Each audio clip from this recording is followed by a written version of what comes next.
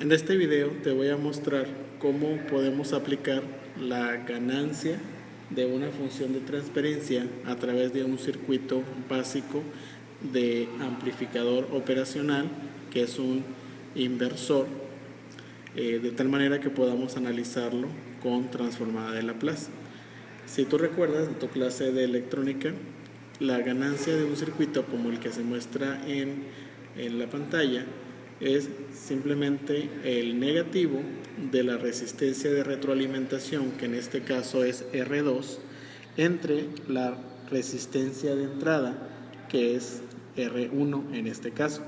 Entonces, como el caso de las resistencias, la transformada de Laplace no tiene una variable S, entonces podríamos decir que la función de transferencia E0 de S entre EI de S es igual al negativo de R2 entre R1, pero esta fórmula se puede extender fácilmente a impedancias complejas, de tal manera, como ves en el circuito de la derecha, tengo que la función de transferencia, que es E0 de S entre EI de S, es igual al negativo de Z2 entre Z1.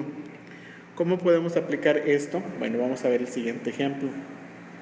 En este ejemplo tenemos la resistencia Z1 como una resistencia 1 y tenemos el paralelo en Z2 de un capacitor y una resistencia 2. Desarrollando un poquito el circuito, vemos que Z1 en este caso sería R1 y a Z2 tendríamos que sacar el paralelo en función S o en transformada de Laplace, y vemos que, como ya sabemos, un capacitor es 1 entre SC y la resistencia es simplemente R2. Y para hacer el paralelo, pues tú sabes que es dividiendo o haciendo la inversión de estos mismos, sumándolos y teniendo el resultado. Si seguimos los pasos, vemos que Z2 sería igual entonces a R2 entre SR2C más 1.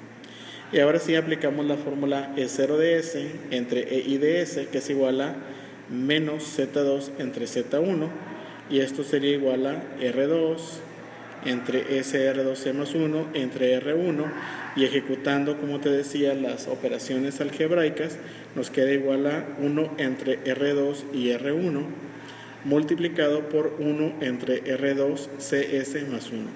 Y quiero que notes cómo en este mismo término de nuevo aparece la relación R2 entre R1 como la función de retroalimentación más una componente en el estado de retraso de R2C2, CS, y que dependerá si es de atraso o de adelanto dependiendo de sus valores. Ahora sí, vamos a hacer otro ejemplo. Vamos a suponer ahora que tenemos una resistencia y un capacitor en la entrada y una resistencia y un capacitor en la salida. De forma similar podemos sacar el paralelo de cada una de estas impedancias, tanto de Z2 como de Z1, y luego hacer la división. Y aquí te muestro cómo, al hacer las combinaciones algebraicas, pues vemos que E0 de S entre EI de S es igual a R4 entre R3, C1 entre C2, y esto de nuevo pensando en la retroalimentación de este sistema, y vemos ahí los otros términos, que es S más 1 entre R1 C1 y S más 1 entre R2 C2.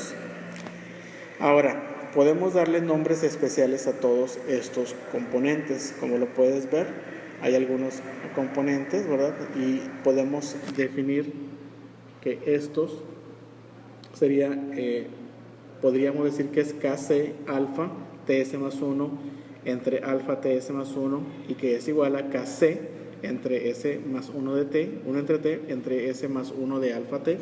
¿Y esto por qué es? Bueno, porque si los definimos de esta manera, asumiendo esos términos que aquí menciono, podríamos sacar varias conclusiones. Por ejemplo, si R1C1 es mayor que R2C2, podemos representar esto como una red de adelanto, y si R1C1 es menor que R2C2, podríamos decir que esta es una red de atraso. Y además tenemos una constante de ganancia, que es KC, que sería el resultado de multiplicar R4C1 entre R3 y entre C2.